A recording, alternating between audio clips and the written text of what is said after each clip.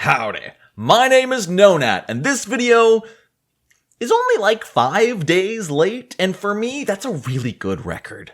We're here talking about the Psychic Part 2, specifically going over all of these subclasses, their unique focus spells, their unique abilities, and all the huge amount of options available to level 1 Psychics. If you haven't already, be sure to go back and watch Part 1 to understand how the class as a whole works, otherwise some aspects of this might not make a lot of sense. But if you've already watched that video, if I may, let's sponsor. Today's video is sponsored by Gallant Goblin in one of the coolest sponsorship opportunities I've ever had the honor of doing. Gallant Goblin is not sponsoring a Gallant Goblin product. No, they are sponsoring the entire Pathfinder Infinite Masters program. If you're unaware, DriveThruRPG has the Pathfinder Infinite program, and the best of the best are cultivated into the Infinite Masters. Gallant Goblin has very generously sponsored the channel to show off one of the coolest products that the Infinite Masters program has produced recently, Oracles Plus. Let's face it, Oracles are a cool class. They're a difficult class, but they are so cool and powerful, and if played the right way, can do some of the most bang for your buck in the game. What Derry Luttrell and Tony Saunders have done here is introduced 7 new mysteries, each with their own curse, 3 unique focus spells, and even added a new class archetype, all to the existing Oracle. Did I say 7 mysteries? I meant 8, with 3 focus spells apiece, meaning 24 unique focus spells on top of everything else. They've also added at least 1 new feat for every feat level of the Oracle, 1, 2, 4, 6, 8, etc. Honestly, y'all, I cannot overstate how much I love the Awakened Oracle class archetype. This is a new way to play the Oracle that actively tries to overwhelm themselves. Basically, they are permanently affected by their minor curse. Even resting does not get rid of it. But when they manage to overwhelm themselves, they get a unique effect depending on their mystery. And every single mystery has been given an awakened effect. My personal favorite being the new Beast mystery, which when overwhelmed, expels your literal inner beast to be an animal companion that fights alongside you until your next daily preparations. That's so freaking cool that you just push your curse to so many limits that a physical manifestation of an animal actually expels from you and fights with you, and it grows up automatically with the mature savage animal feat progression without you even needing to take feats. This is so awesome. If all of this sounds interesting to you, click the link at the top of the description to check out Oracles Plus and check out the entire Infinite Masters program. Gallant Goblin has been so cool for pushing to get more spotlight on these awesome community creations. So check them out, support the Pathfinder Infinite community, and enjoy a bunch of new Oracle options.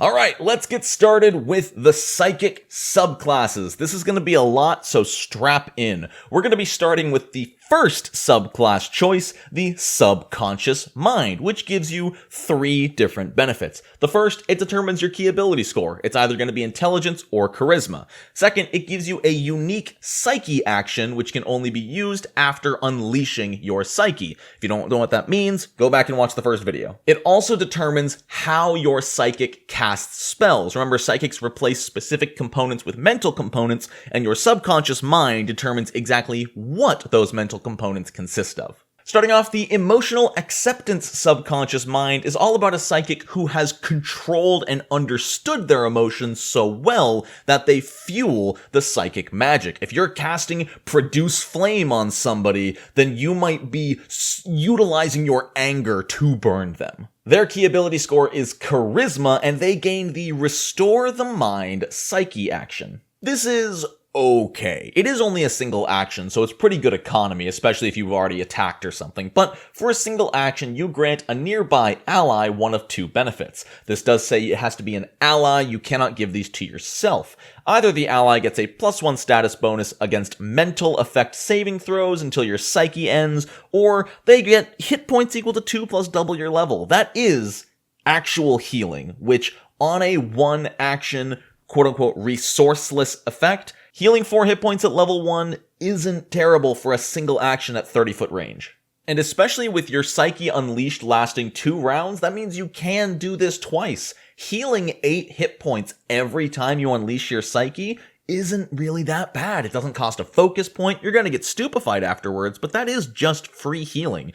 To me, that's a better version of the Thaumaturge's Chalice. The Gathered Lore subclass is fascinating, as this psychic casts using the structure of words. They use specific mantras for all of their magical abilities. If you're casting Produce Flame, maybe you just repeat the words, ignite the flame, ignite the flame, ignite the flame, and then it comes shooting out. You have a different mantra for every spell you cast, and I think that can lead to some awesome roleplay potential. Their key ability score is Intelligence, and they gain the Recall the Teachings action. This is a really cool, unique one, and I appreciate the design. For one action, you are considered to be aiding all allies within 30 feet. You can then use your reaction to aid one of them, obviously only once per round unless you have additional reactions somehow. You aid any of them on anything, and regardless of what they're doing, you get to roll Occultism to aid, which is probably your highest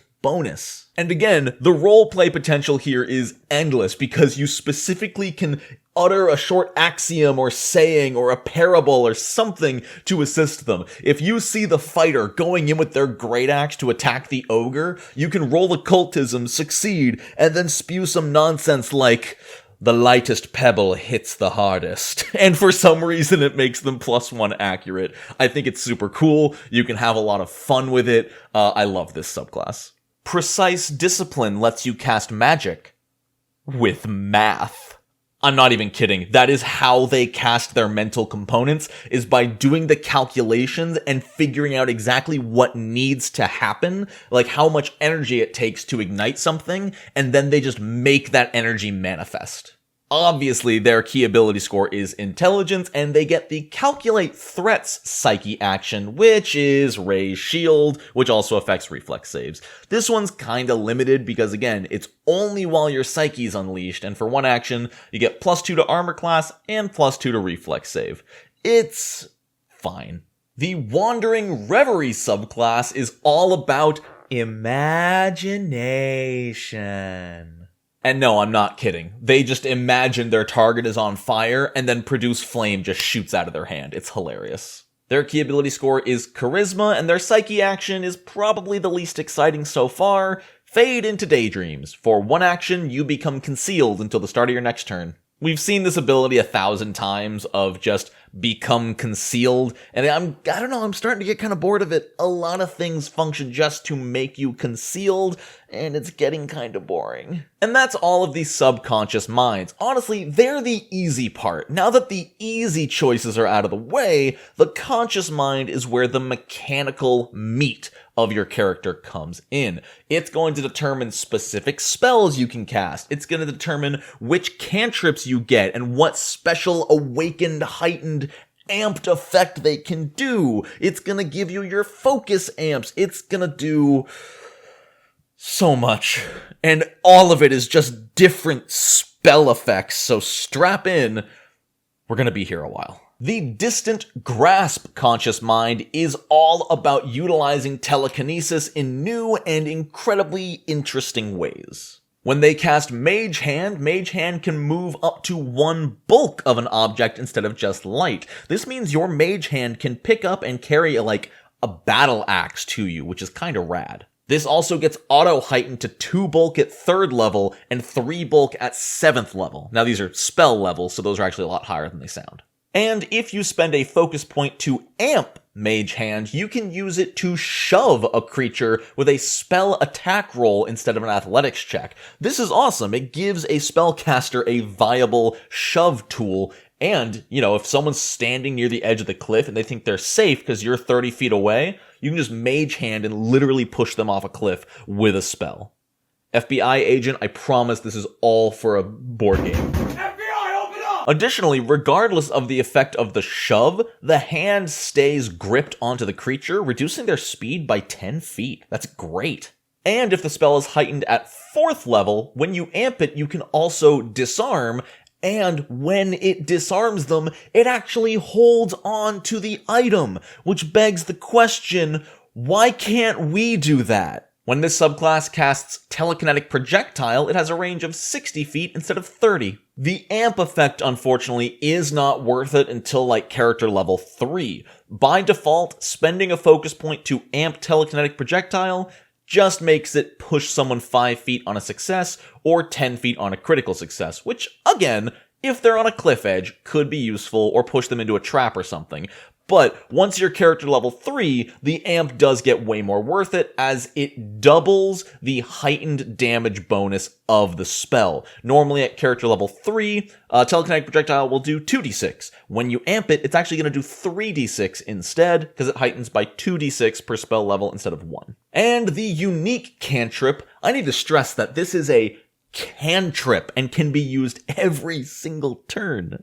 The unique cantrip at level 1 is Telekinetic Rend for 2 actions with a range of 60 feet. You create 2 separate 5-foot bursts, which, for reference, is 8 squares of the map, erupt in violent telekinesis. You choose either bludgeoning or slashing and deal 1d6 damage to all creatures in those areas on a basic fortitude save. Sure, you don't get to add your spellcasting modifier to this, but if you can get multiple enemies in those areas, you could be doing up to 8d6 damage at level 1 on a cantrip. The downside is it scales horribly, only going up by 1d6 every 2 spell levels, means this is doing 1d6 damage until character level 5.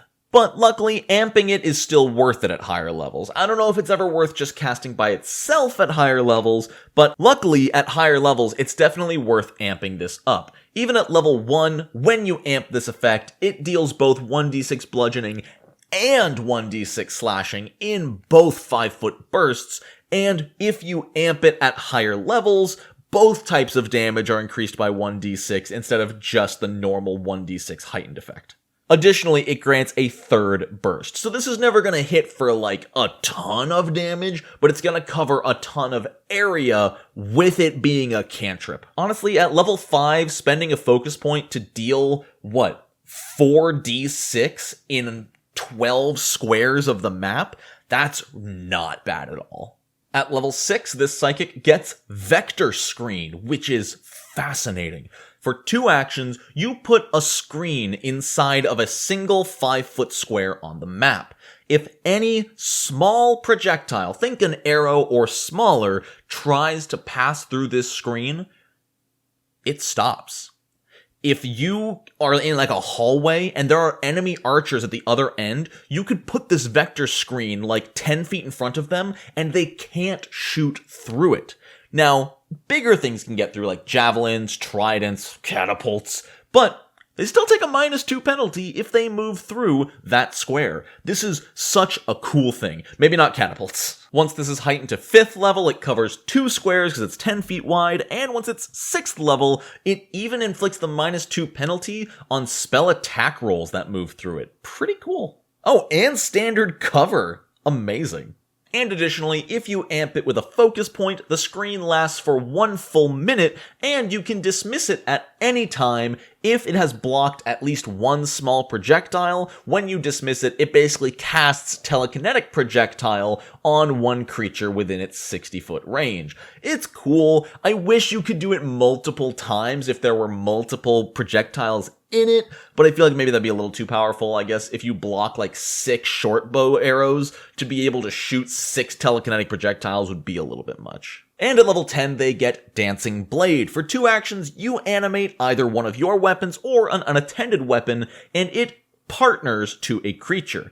Then, whenever you sustain the spell, it will either attack that creature, or you can change it to a different partner within 30 feet. Meaning, if you kill a creature, you don't need to recast this, you can just dance it over to somebody else. The biggest issue I have with this is that it does share your multiple attack penalty, but if you can use something like Electric Arc or other reflex or saving throw focused spells, Combined with this, you can have some decent damage output. When you sustain and this attacks, it uses your spell attack roll to deal 2d6 plus spellcasting modifier. I just punched my desk. And the damage is determined by the weapon. This allows the spell to be pretty versatile, which if you have a short sword, it can be doing slashing or piercing. It also doesn't matter what weapon you're using, it won't affect the damage type, so weapons with more types of damage are better. I think this also technically means if you have something like a flaming dagger, you could do fire damage with this. The damage, unfortunately, only goes up by 1d6 every 2 spell levels, which means even at level 20,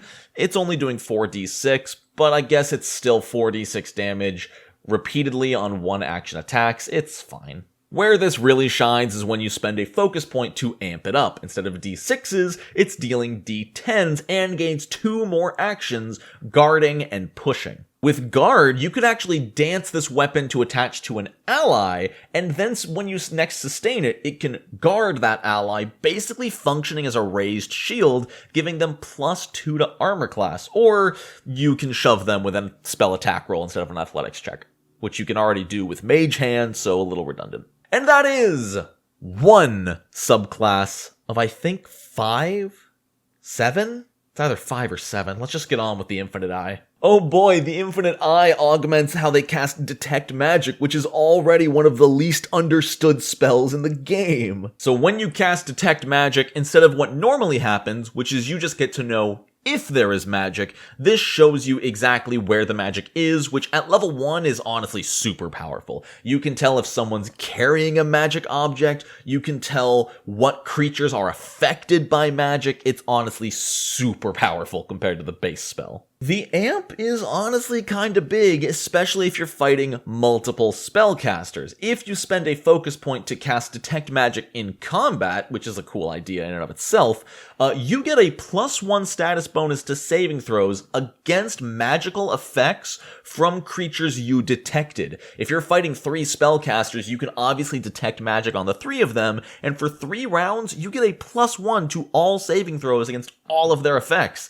It's just a downside that you don't get a bonus to armor class against their spell attack rolls. And once this is heightened to 7th spell level, you get a +2 instead of a +1. The guidance bonus is okay. It now has a 120-foot range, which is huge, but the only benefit they have is that amped guidance can be used on someone who is currently immune to guidance, or using amped guidance doesn't make them immune to normal guidance, which means basically for a focus point, you get to cast guidance on somebody again. Where this is most useful is in the second paragraph. You can now cast guidance as a reaction if, and only if, somebody failed or critically failed a check or attack, and the +1 would turn that failure into a success, or turn the crit failure into a normal failure. What's nice is it only lets you do this if it would have an effect, which is important because it needs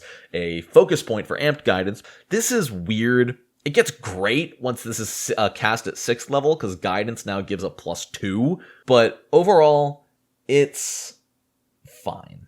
Their cantrip is Glimpse Weakness, which for 1 action, you mark a creature, and for the next minute, if they take a hit from an ally, they take bonus precision damage equal to 1 plus the spell's level. 2 extra damage? It doesn't go up very fast. It scales by 1 point of damage per spell level. When you amp it, at least it's 1d4 plus 1 instead of 1 plus the spell's level. Like, 1 plus the spell's level is 2 at level 1. If you spend a focus point and roll a 1 on the d4, you just used a focus point for nothing. Omnidirectional Scan at character level 6 is weird. For 1 action, you target an ally and an enemy. Even if the enemy is hidden, you do target them. And then you can aid the ally with their next attack roll against that specific target using your spell attack modifier instead of whatever it is they're doing. Additionally, you can't critically fail this. This is 1 action and a reaction to potentially give an ally +1. +2 if you nat 20. Like, why not just take the aid action?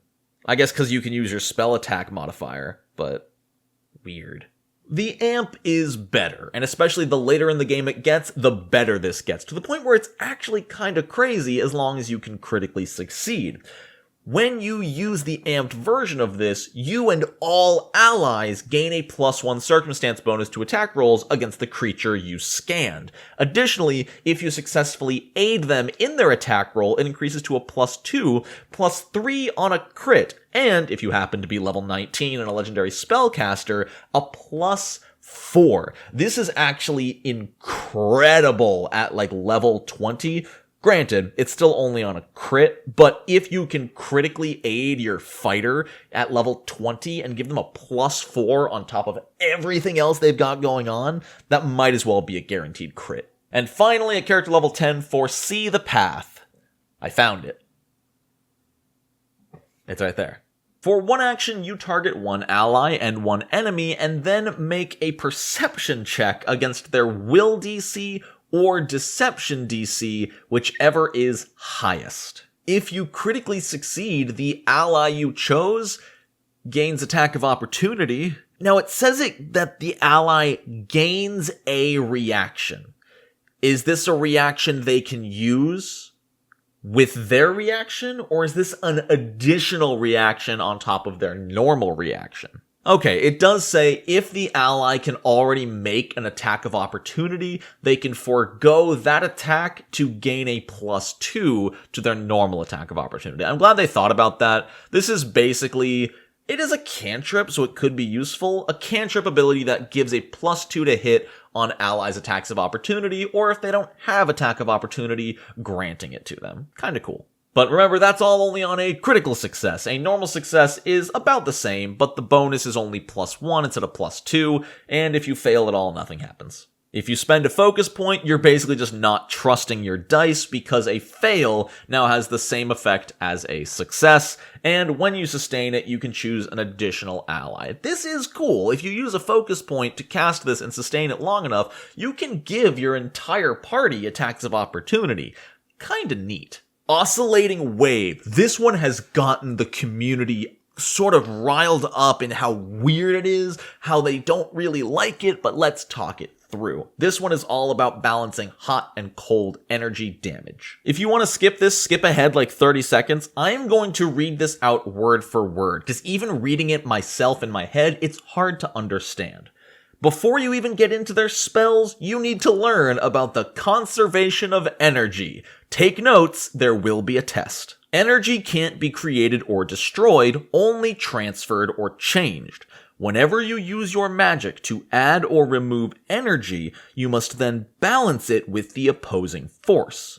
The first time in an encounter that you cast a granted spell from your conscious mind or a psi cantrip, decide whether you are adding energy or removing it. Once you add energy, you must remove energy the next time you cast one of these spells. When you refocus, you restore yourself to a neutral state, allowing you to once again freely choose whether you add or remove energy on your next spell. Adding energy, the ability gains the fire trait. Any damage it deals is fire damage, and any resistance it grants is to cold damage. It loses any traits matching damage types it no longer deals.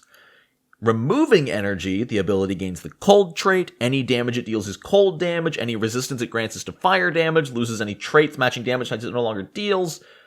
Fiery Body grants Ray of Frost instead of Produce Flame when cast this way. So, basically, if you are using your subclass features, you are always going to deal fire damage, cold damage, fire damage, cold damage, and you don't get a choice.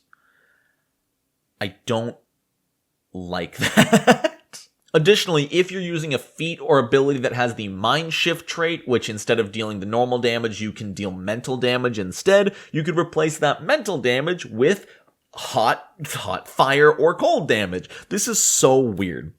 So basically, If on your first turn you cast Ray of Frost, you could add energy to it, making it Ray of Fire, and then afterwards you could cast Produce Flame, but because you added energy last turn, you have to remove energy this turn, doing Produce Ice. This is really weird, and it means you don't get to choose what type of damage you do every turn, unless you specifically cast a spell that was not granted by your subclass. When this subclass casts Produce Flame, they get to change the D4s into D6s, but only when using Produce Flame as a melee attack. You know those psychics and how much they love getting into melee. When you amp the spell with a focus point, it deals D10s or D12s in melee and adds in 1 splash damage. It is fine. Why is there so much focus on getting into melee as a psychic here? And when the spell is heightened and you amp it up, it obviously goes up by D10 or D12 for melee with 1 additional splash damage. It just makes Produce Flame do more damage, which is simple, but I don't like that it wants you to get into melee. They have some of the lowest hit points and armor proficiency in the game. They're on par with a wizard. Ray of Frost gets an even longer reach, 180 feet. When you amp it, it deals D10s instead of D4s, and you do gain temporary hit points equal to half the damage you deal. Kinda cool. Obviously, the damage goes up by D10 instead of D4s. I'm glad they simplified these ones because the subclass already has the weird adding, removing energy thing to keep in mind. Their base cantrip alterations are just more range and more damage, and that's it. That's all it needs to be. Thank you. Thermal stasis is boring. I get it, but it's boring. For one action, you pick one creature within 60 feet. They get resistance 2 to fire damage and resistance 2 to cold damage. It heightens by 2 damage per spell level. It's fine. It's akin to Ray's Shield, except instead of trying to avoid getting hit, you're just going to reduce the damage you take. It's nice that it gives both fire and cold, so you never need to worry about one or the other. It's just not a lot. Even at level 20... I suppose it's 20 resistance to each. It's not terrible. If you spend a focus point, it does last 1 full minute, which means with 3 focus points, you could give 3 allies resistance blank to fire and cold damage, which in the right situation could save a life.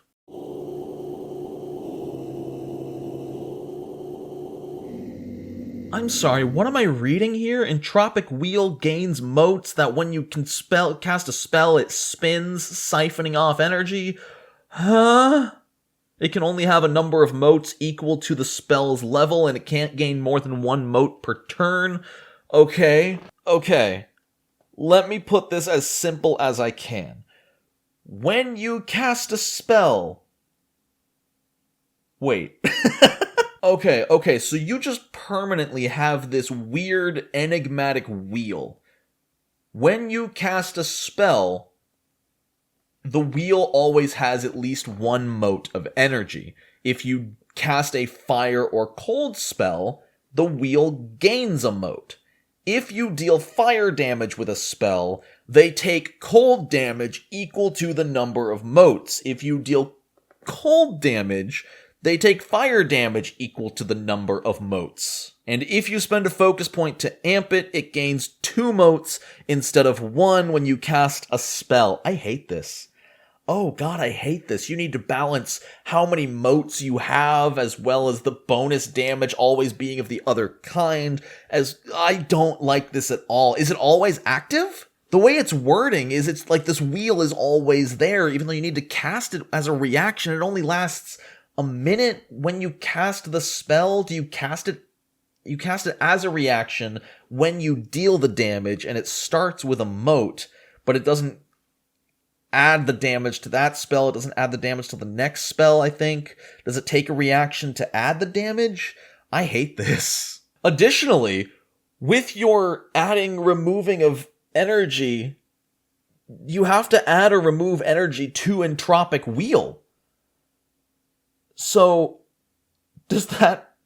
my hair represents my brain. I'm gonna move on. I'm sorry, I can't help you here. Find a physicist. Redistribute potential uses a lot of fancy words, but for 2 actions, you hit 2 adjacent 5-foot squares. You deal 4d4 cold damage in one, and 4d4 fire damage in the other. They are both a basic fortitude save. If they fail against the cold damage, they're clumsy. If they fail against the fire damage, they're enfeebled. That's it. They last until the start of your next turn. The end. The damage also only goes up by a d4 per spell level, which means even at level 20, this is only dealing, I think, 9d4 damage, which isn't terrible, but it's not a lot at level 20. When you amp it, it gets a lot stronger. Instead of 2 5-foot squares, it's 2 10-foot bursts, which are ludicrously different sizes of area, and instead of 4d4, it deals 6d6, and it scales by an additional 2d6 per spell level, meaning at level 20, this is actually hitting for 16d6,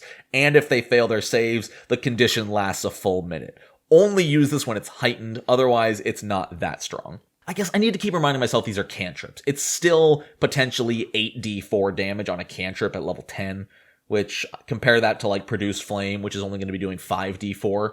It's not terrible, actually. It's fine. Holy cow, please let the Silent Whisper be less physics and science and more haha funny psychic power. When the subclass casts Daze, it has a range of 120 feet.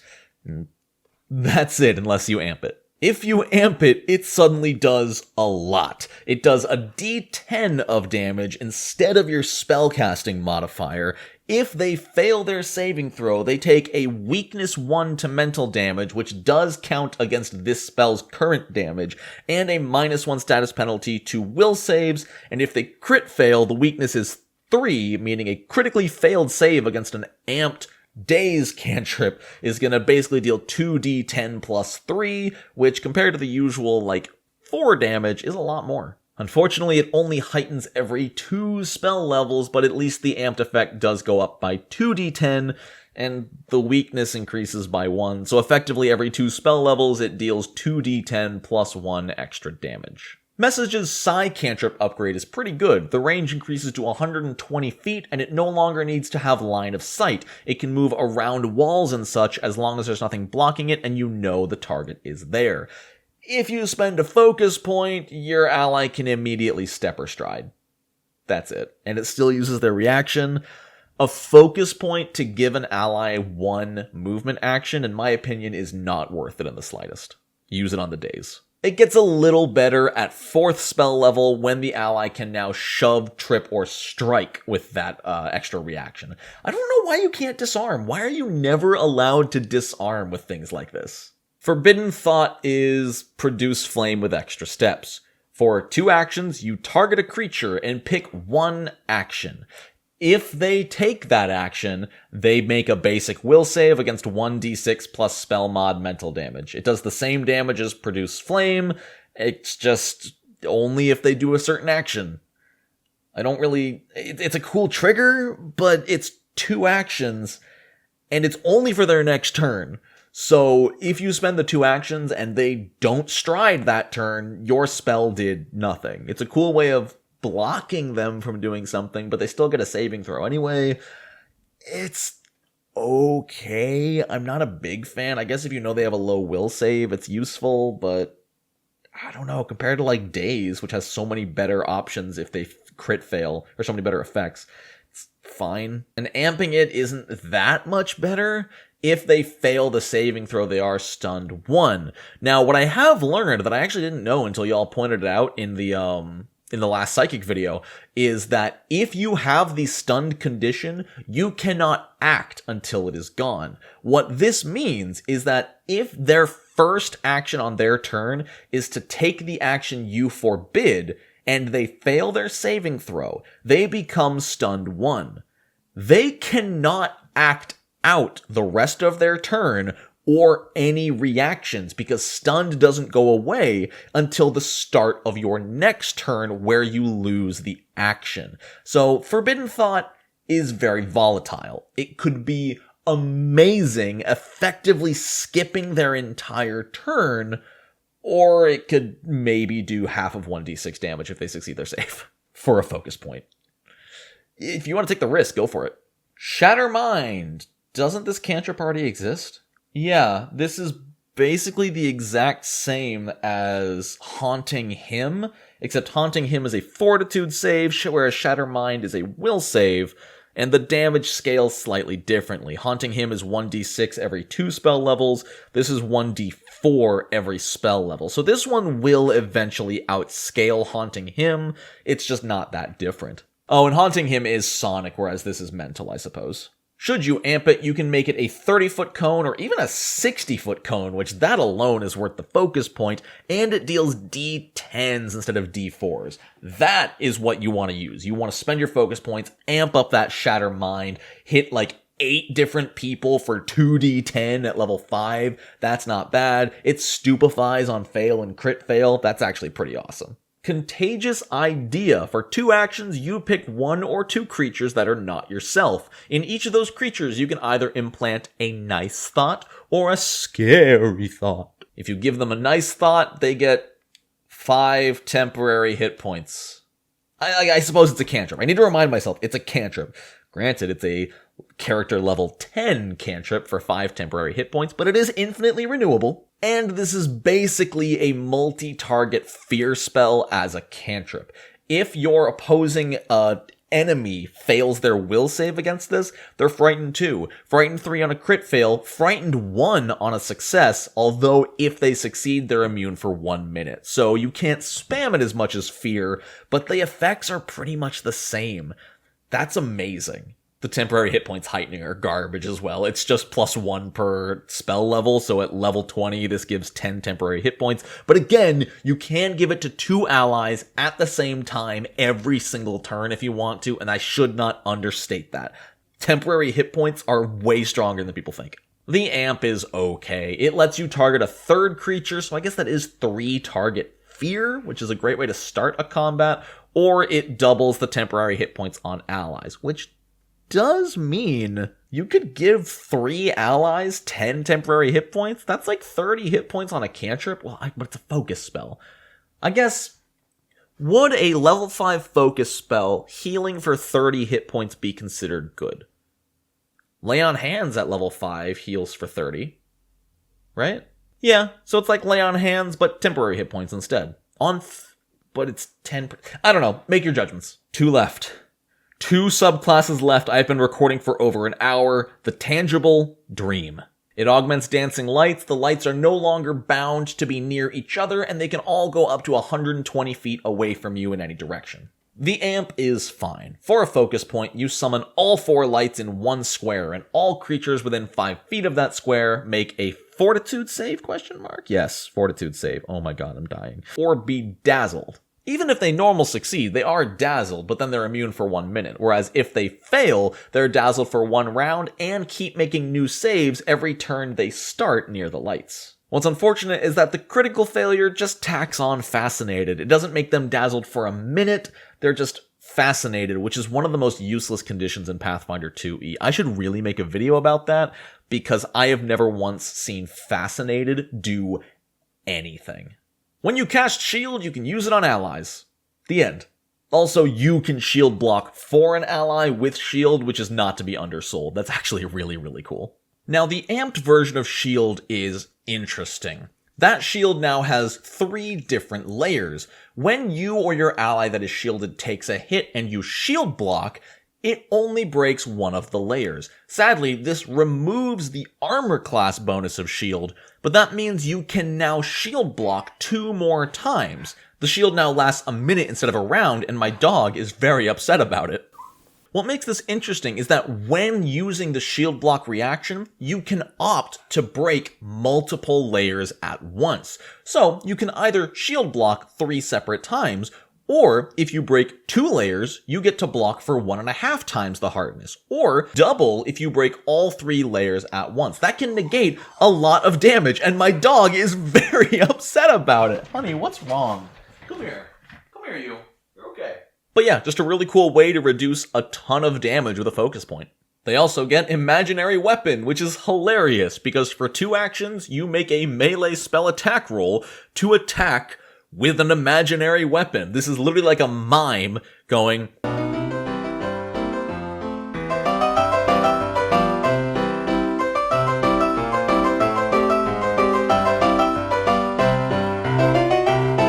If you critically hit, you deal double damage and you get to push them 10 feet away from you. Damage scales by 1d8 per level with a 1d8 plus spell mod base. This ain't bad. The issue, again, is being a melee psychic. I think for something like dual class, this would work so well with like a champion with a shield and then imaginary weapon, or I guess you can cast shield on yourself. Of all the psychics, this one makes the most sense because they have the focus point super shield mixed with imaginary weapon. Could be fun. You literally have an imaginary shield and an imaginary weapon, and that's adorable. The amp is actually super cool as well. If you spend a focus point, you get to attack 2 separate targets at the same time. And starting at character level 3, once it's heightened once, you get 2d8 per heightened level instead of 1d8 like base. For example, at level 5, instead of dealing 3d8 damage, you'll deal 5d8 damage. Astral Rain is a 60-foot range, 5-foot cube, which is interesting. So it affects the entire square, I guess, instead of just the ground. Plus, I guess that means it can be in the air, and anything that starts its turn in the cube or flies into it makes a basic reflex save against 2d4 plus spell mod damage of either bludgeoning or piercing. This is fine. It feels like a lot of work to deal a little bit of damage, but again, it's just a cube. It's not a burst or an emanation. It's one square that's 5 feet tall. Damage heightens by 1d4 per spell level. It's okay. It also only lasts 1 turn. If you spend a focus point, it lasts a full minute, and then it's a 5-foot burst, which is a little better. That's still only a 2 by 2 by 2 by 2 by 2 by 2 by 2. What is nice, though, is that once per round when you sustain the spell, you can move it 20 feet, which means you can start chasing people with this 2d4 damaging cube, which is kinda cool. Hologram Cage is weird.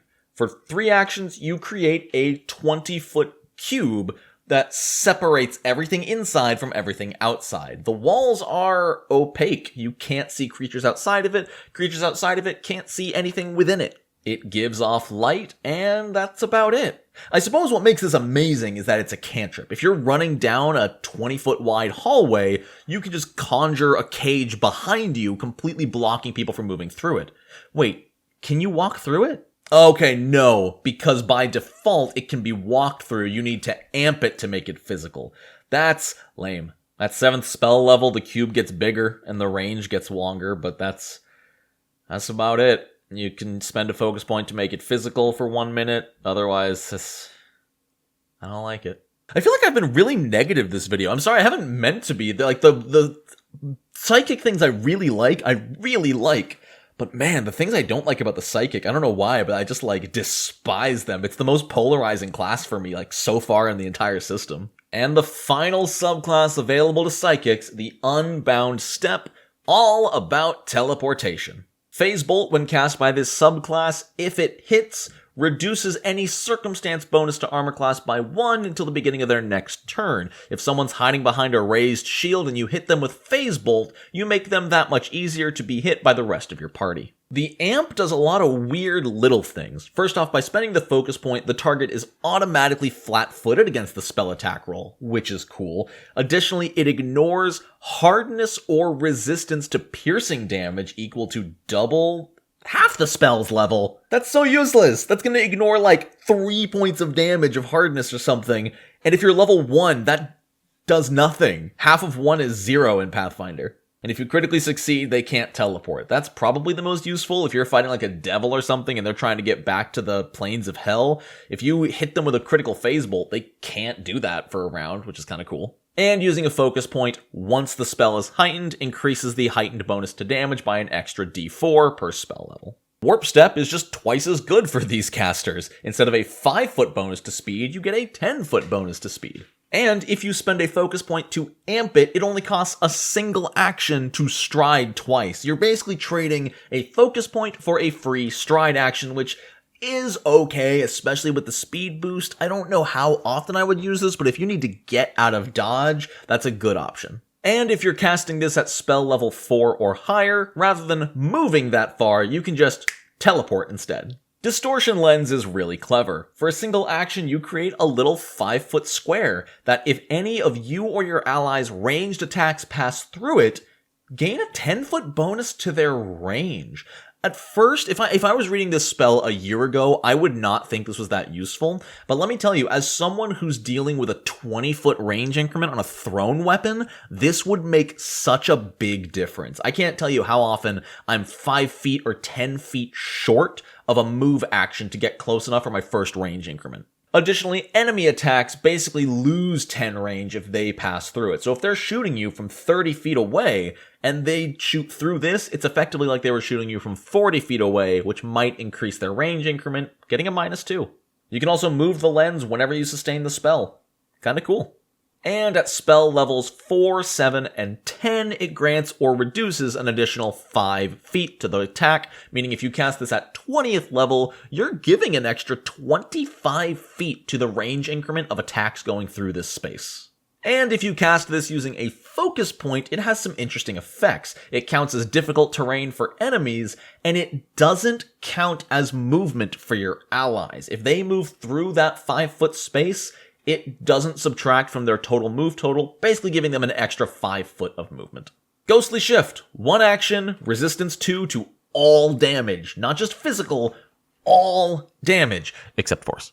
It's not a lot. It only heightens every 2 spell levels, so even at level 20, this is gonna give you, what, resistance 5 at level 20? But it's sustained for up to a minute. It's a cantrip. You can end it and start it at will. That's pretty good, just free damage mitigation forever.